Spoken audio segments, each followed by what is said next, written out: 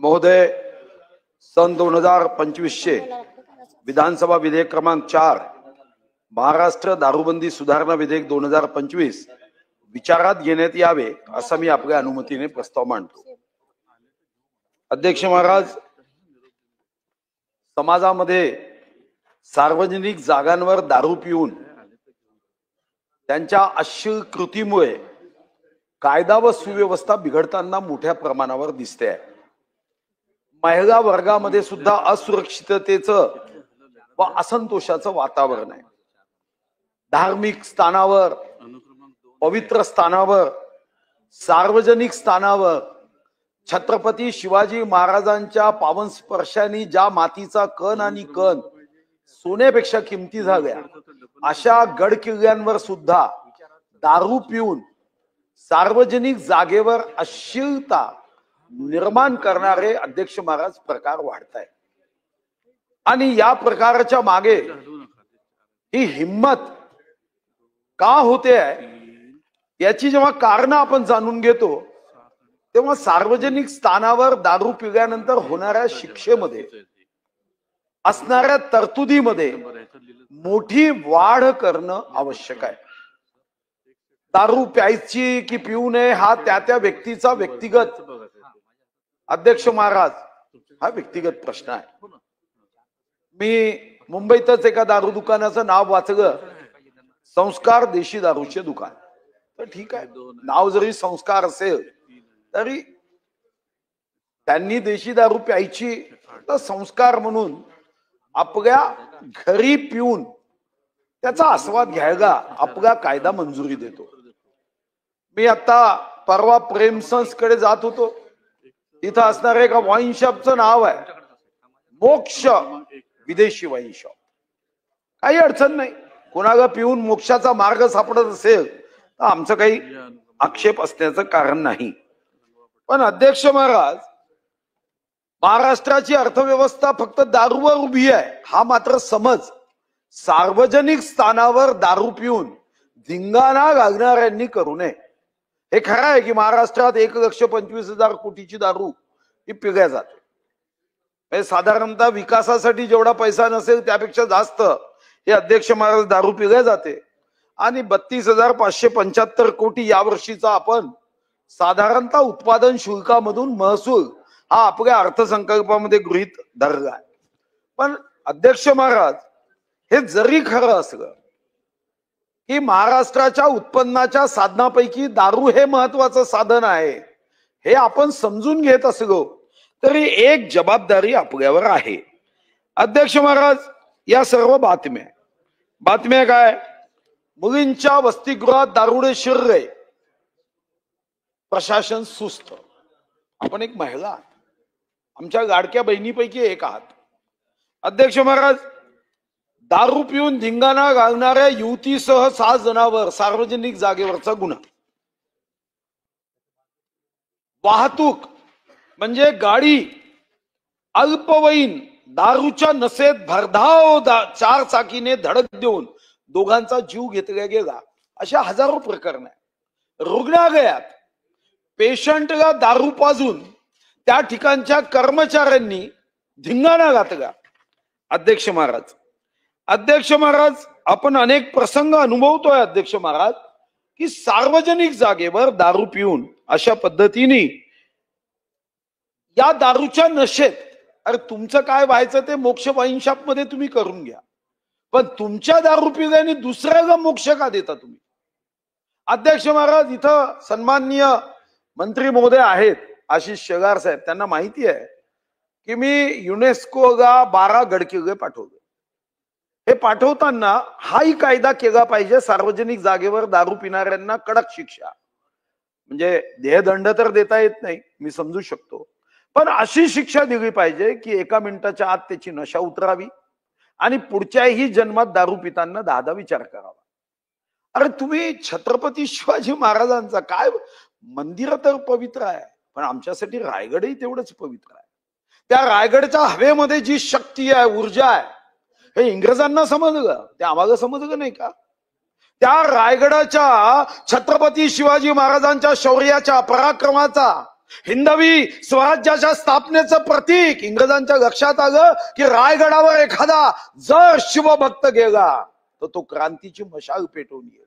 आणि म्हणून त्यांनी काय केलं अध्यक्ष महाराज, इंग्रजांनी 65 वर्ष 1818 मध्ये रायगड जेव्हा जिंकला 1883 पर्यंत रायगडावर बंदी घातली. कारण त्यांना जाणीव होती की रायगडाच्या कणाकणाची, मातीच्या कणाकणाची किंमत जगाच्या कोणत्याही धातूपेक्षा महाग आहे. कारण इथं छत्रपती शिवाजी महाराजांचा परिस स्पर्श लागला.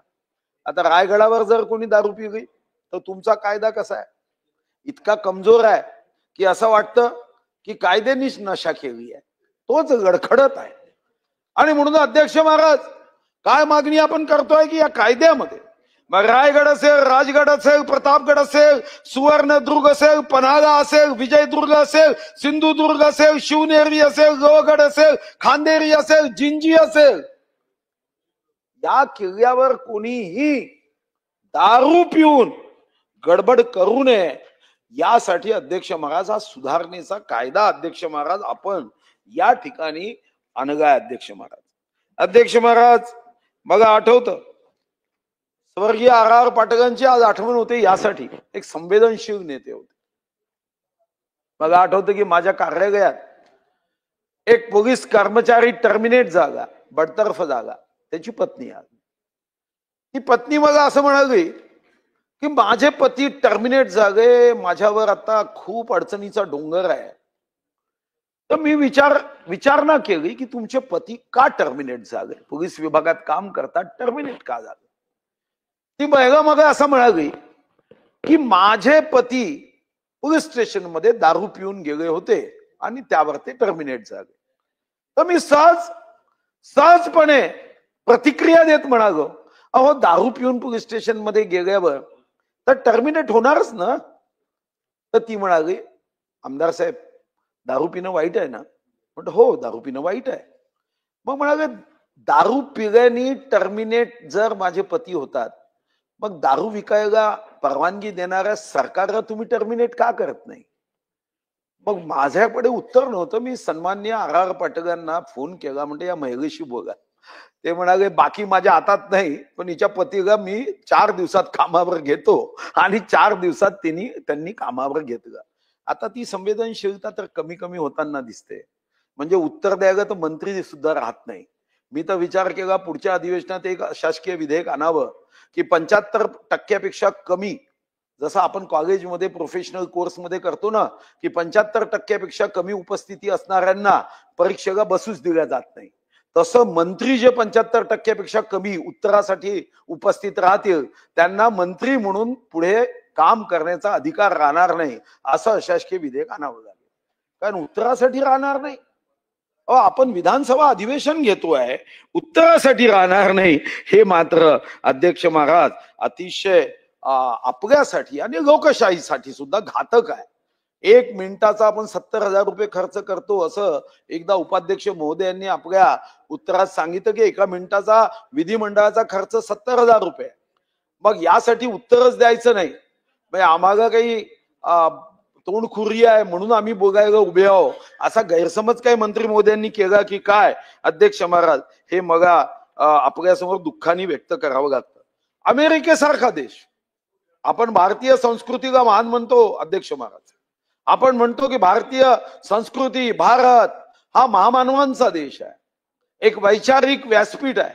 पण अध्यक्ष महाराज अमेरिकेमध्ये सुद्धा सार्वजनिक जागेवर दारू पिता येत नाही. तिथं ओपन कंटेनर कायदा आहे की ज्या संदर्भामध्ये अमेरिकेत सार्वजनिक जागेवर जर दारू पिऊन मस्ती केली तर त्या मस्ती करणाऱ्याची दारू उतरवल्या जाते. पण अध्यक्ष महाराज आपल्याकडे दुर्दैवानी खरं तर दारू पिणाऱ्याचा प्रवास दानवापर्यंत होतो, दूध पिणाऱ्यांचा देवापर्यंत होतो, पण दुर्दैवानी दारू विकणारा कुठेही जात नाही, त्याच्या दुकानात लोक जातात आणि दूध विकणारा मात्र दरदर फिरावे लागतात. आणि आम्ही सुद्धा पुरवणी मागण्यांमध्ये कितीही पैशाची अडचण असली तरी वाईनसाठी त्याच्या प्रोत्साहनाला 32 कोटी हे आम्ही तिथं दिले. कारण आमच्या पुरवणी मागण्यांमध्ये आम्ही ठरवलंच आहे की वाईन जिंदगी फाईन, आणि म्हणून आपण त्या दृष्टीने वाईनला सुद्धा पुरवणी मागण्यांमध्ये पैसे दिले आहे.